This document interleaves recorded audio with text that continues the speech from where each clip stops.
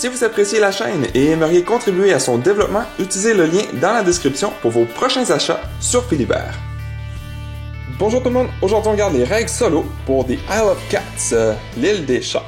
Donc je prends en considération que vous savez déjà comment jouer, je vous montre seulement les modifications à faire pour jouer solo. La première chose que vous allez faire, c'est placer les chats Oshax dans une ligne. Donc on va avoir le numéro 1, 2, 3, 4, 5 et 6. Ensuite, vous allez prendre les 5 cartes où ce que ça dit couleur solo.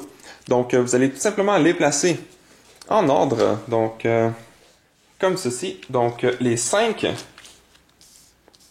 Puis, vous allez tout simplement tourner la première. Comme ceci. Ensuite, vous allez prendre le paquet de cartes où ce que ça dit les leçons solo. Donc, vous allez en prendre 3. Tout simplement les tourner comme ceci. Si jamais vous voulez jouer une partie un peu plus difficile, donc médium, vous allez prendre une des cartes où ce que ça dit leçon solo avancée. Donc vous allez en prendre une pour une partie médium. Si vous voulez difficile, vous allez en prendre 2, très difficile 3, et puis expert, vous allez en rajouter 4 de ceux-ci. Ensuite, donc ici, même chose qu'à 2 joueurs, donc on en a 5 de chaque. Et puis, on va prendre les chats, donc on va y aller un à la fois, puis on va les mettre de la gauche à droite. Donc, pour avoir 1, 2, 3, 4. Donc, du côté gauche, puis du côté droit, on fait exactement la même chose. Donc, toujours de la gauche vers la droite, jusqu'à temps qu'on en ait 4. Comme ceci. Donc, on va avoir le numéro 1, 2, 3, 4, 5, 6, 7, 8. Puis, les chiffres sont bien importants. Et puis, si jamais vous piochez des trésors, donc, même chose, vous allez les placer dans une ligne comme avec les chats. Donc, on va avoir le numéro 1, 2, 3, et ainsi de suite. Donc, si j'en aurais ces deux-là. Puis, si j'en pioche un qui est pareil à un autre trésor, je vais tout simplement le placer par-dessus l'autre et non à côté. Donc, dans ce cas-ci, j'aurai le numéro 1 et puis le numéro 2. Donc, une fois que c'est fait, que j'ai 4 chats de chaque côté, on peut commencer la première phase, qui est exactement la même chose que d'habitude. On va prendre un total de 20 poissons. Ensuite, pour la deuxième phase, donc ce qui va être différent pour le drafting, c'est qu'on va prendre 5 cartes. Donc, 1, 2, 3, 4, 5. Puis, on va pouvoir les regarder. Puis, on va en choisir 3 parmi les 5 qu'on a. Donc, peut-être que je veux les 3 qui sont ici. Les 2 qui sont ici vont tout simplement aller dans la défausse.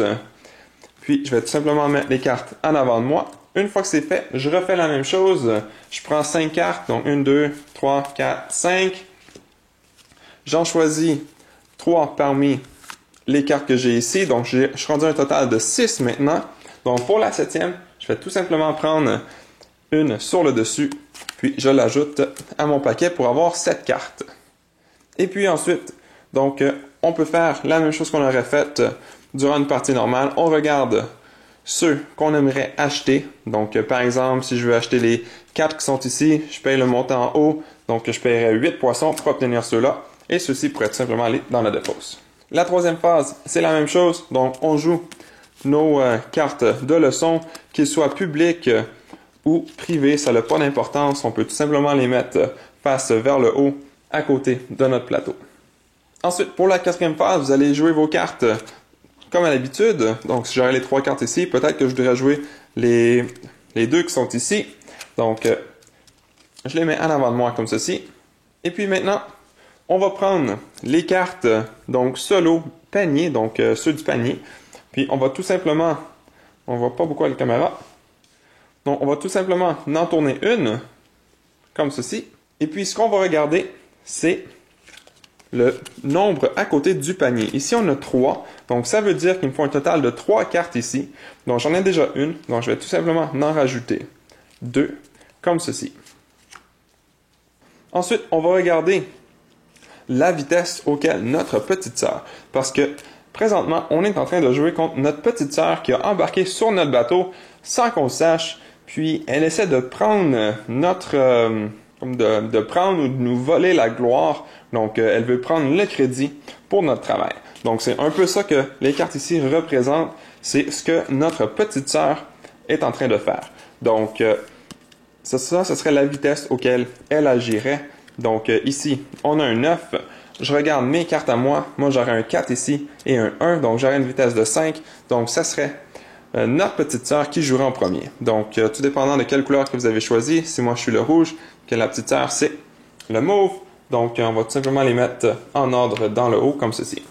Ensuite, puisque notre petite sœur est en premier, on va prendre la première carte, puis on va ignorer qu'est-ce qui est en bas. Sur les autres cartes aussi, on va ignorer qu'est-ce qui est en bas, puis on se concentre seulement sur l'écriture qui est en haut ici. Donc, ici, on a chat 8. Donc, ça veut dire qu'on va regarder la position 8 dans les chats. Donc, 1, 2, 3, 4, 5, 6, 7, 8. Donc, le chat ici est tout simplement enlevé et remis dans la boîte. Ensuite, on regarde s'il y a d'autres choses. Ici, on a le chat Oshax 1. Donc, on doit enlever le premier chat. Puis, on l'enlève.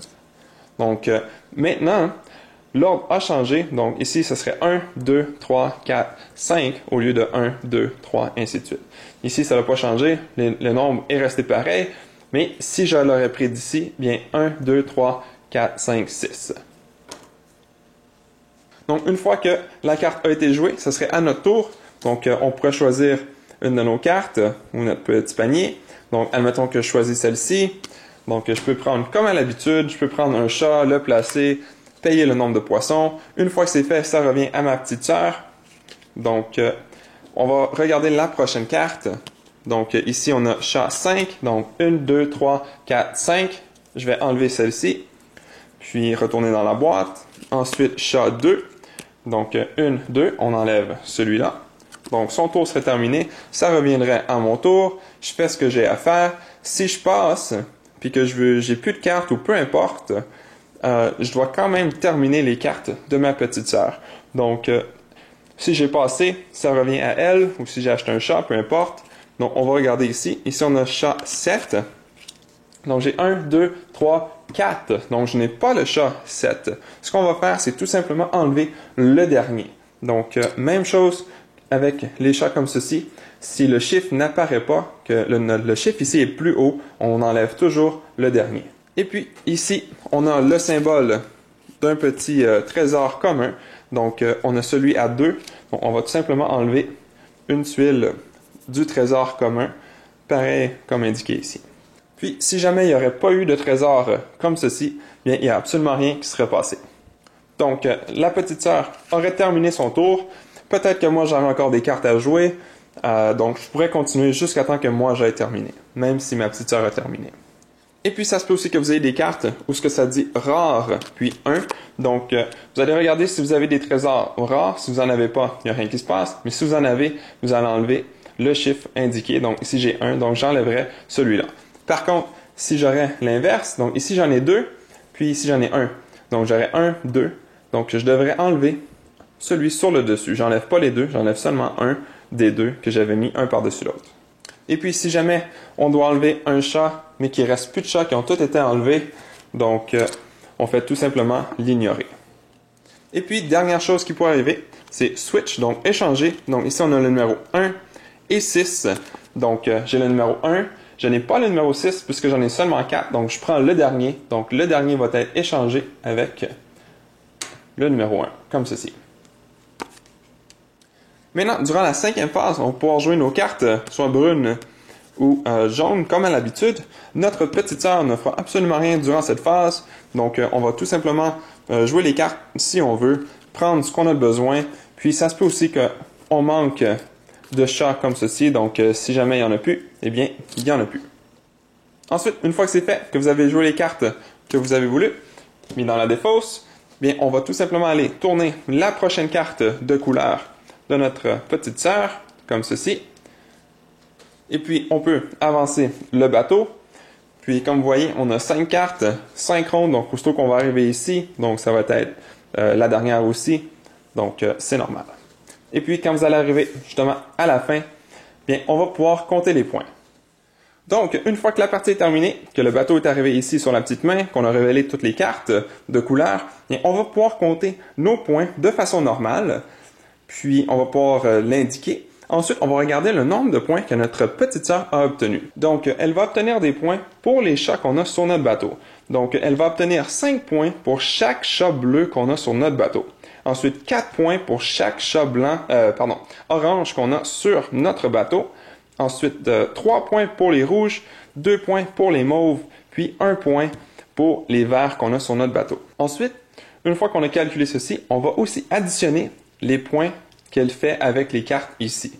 Donc, c'est pour ça que plus qu'on en met ici, donc plus que ça devient difficile. Donc, ici, elle aurait 4 points pour chaque poisson qu'on n'a pas dépensé.